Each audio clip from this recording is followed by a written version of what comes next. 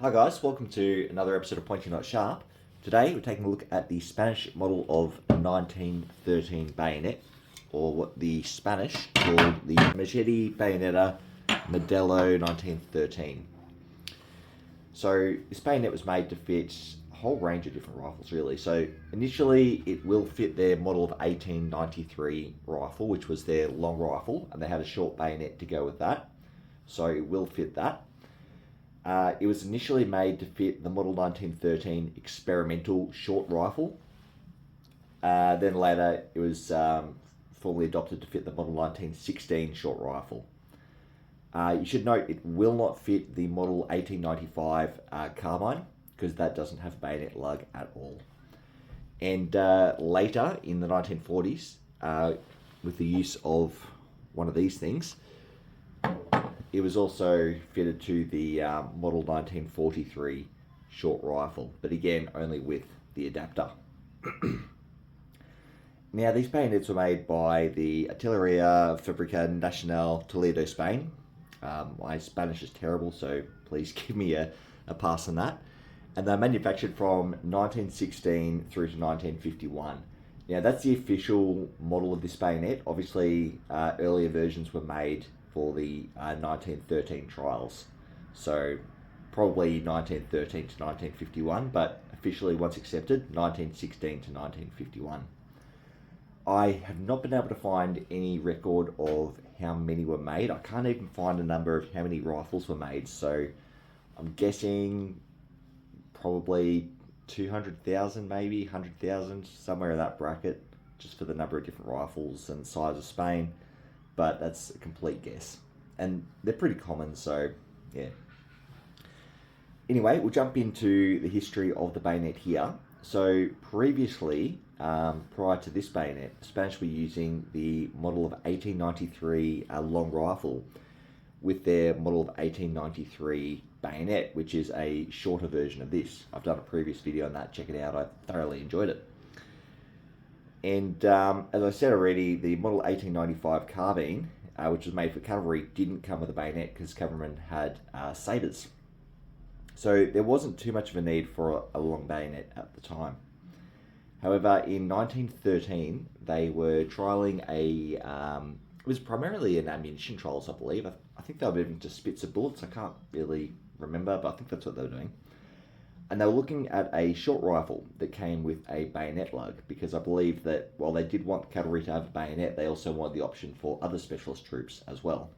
Anyway, because they were looking at a short rifle, they wanted a longer bayonet to compensate the lack of reach they would have, because they were still under the delusion that a short rifle and bayonet combination would lose out to a longer combination. So reach was more important than being able to maneuver in trenches and wherever else.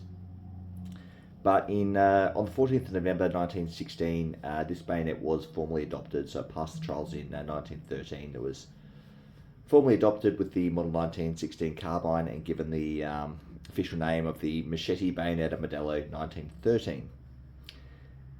It saw extensive use in the Spanish Civil War on both sides, and I believe a couple of other small engagements Spain was involved in prior to that as well. Obviously no service during the Second World War, because Spain was a neutral party. And these started to sort of be semi-replaced in the 1940s. So initially the Spanish got the Model 1941 Machete Bolo bayonet. That they started replacing a couple of their bayonets with those, as well as they received a bunch of standard Models, or however that's pronounced, 2 L's on the end. That took a different bayonet again. And in 1943 they adopted another bayonet again. So while they were still manufacturing these and they were still in service, they were also adopting other bayonets. And they were finally completely replaced in, 1964 is when they started to replace them. They were probably in service longer than that, because replacing an entire army with new service rifles takes time. But they replaced all of their bolt guns with the Model 1964 Set-Me-See rifle, which had a short little bolo bayonet. I've done a video on that one as well. All that aside, we'll jump into the construction of the bayonet itself. Um, it's got quite a long blade on it, as you can see from memory. I think it was 15.6 inches, so quite long. It's got a rounded back on it, got a rounded fuller, slight false edge. That's filthy. And this one's unsharpened, but I hear they sharpen up quite nicely. It's not too heavy for a long bayonet, and it feels like it's got a bit of bend in it as well, a lot more than a lot of the other bayonets. Then looking at the crossguard, it's just a standard early Mauser style of crossguard with a really high-seated muzzle ring. Moving down to the grip scales. So these are always made of wood, but usually they've got a cross-hatched or checkering kind of finish to them. So this one has been refurbished, which is pretty common. Pretty common you find that these have been refurbished like this, but originally they have that cross-hatched look about them. And the grips are stuttering all over the place. The grips are retained by two screws, so flathead on one side, and they screw onto little nuts on the other. Moving down to the pommel, we've got a T-mortise here, so there's no provision to store a cleaning rod into the handle, and because of that we also have no clearance hole.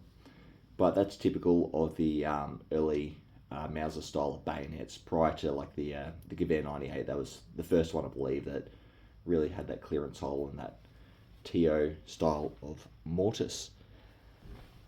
Now that's pretty much all there is to say about the bayonet. Then moving down to our scabbard, it's a very German looking scabbard. So I've got the black leather body with our two lines running down, which is a very, very German look. And then our frog stud here, very German shape. We've got our horizontal lines, very German again. We've got our mouth, which accepts the bayonet in only a single direction and is retained by a single screw. The chape and locket are retained by staples onto the leather body, which is just stitched up the rear. And no drainage hole at the bottom, and a nice little ball finale. So, very German looking scabbard. And if I didn't know it was made in Spain, I'd probably guess it was made in Germany. Now, during the Spanish Civil War, there were many camps or parks, I believe they called them. I believe they referred to them as parks, where these were refurbished along with all of the other arms used throughout that war. So you will find a couple of different refurbishments done to these. It's not as official as if it was just done by like a state-owned government. And I alluded to it before, we also have our adapter here, which is called a Riquier lug adapter. I can't really remember. I covered it in an Argentine video. It's actually a Argentinian device made so you could fit their Model 1891 bayonets to their Model 1909 rifles. And it serves the exact same purpose. It's just an adapter between the old style of Mauser bayonets to the new style of rifles. So the actual adapter is just this piece here. I actually have it stuck on the nose piece of a rifle. I've got the bayonet lug in here. It's stuck pretty good. I got to stick it in a vise and hammer it out at some point, but I don't have a vise handy, so maybe I'll take it into the shop at work at some point and hammer it through. But essentially, it's just a recess up here for the bayonet lug. You stick a pin through, and that's just got a lowered bayonet lug. And as you can see, just clips in just the same. And then the muzzle of your rifle still sticks through. So that's the construction of the bayonet. It's pretty simple, not too much to say. Quite often you see these in pretty crummy condition. I don't know if that's because people don't look after them because they're not worth a terrible lot, or maybe that they were surplus in that kind of condition. I don't know. But finally, we'll jump into the markings. So I've only ever come across 3 kinds of markings on these. The first is a serial number, which you'll find on the right ricasso, just in here. Mine's pretty worn, so I can't really make it out. I think it's like 81 something something 9, or I don't know. I'm not trying terribly hard.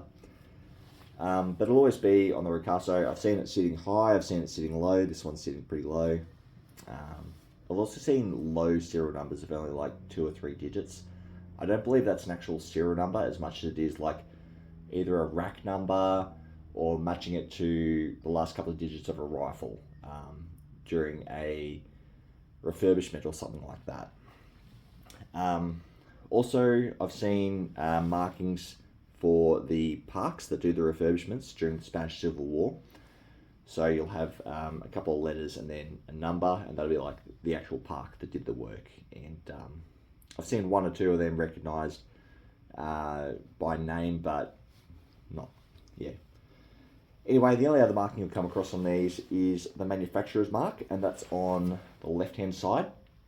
Now, I saw someone reference that these started in 1920, and before that they weren't marked, but I'm not sure if I understood that correctly. So if you come across one of these without any manufacturer's mark at all, that's possibly what's going on, but I don't know. This one here has had the manufacturing mark pretty much obliterated. Like, you can't make out much of that. You can still sort of make out the square box, but that's really about it. But on the marking, you'll have a box. Up the top, you'll have it'll say Artilleria, and then beneath that, you'll have the Spanish property mark, which is the cross cannons with the crown above it. And then underneath that, just the manufacturer's details. So it'll be FCA, Nacional, Toledo being the place of manufacture. As far as I can tell, Toledo is the only company that made these. So if there's any others and I've missed it, feel free to comment below. Anyway, guys, that's all I have to say about this bayonet. I've been meaning to do it for quite a while, but I'm happy I finally got my hands on this one. I don't think I'm going to keep it because its condition's not the best, and I don't know, the Spanish stuff doesn't really speak to me too much. Anyway, if you made it this far, guys, thanks for watching, and I'll see you next time.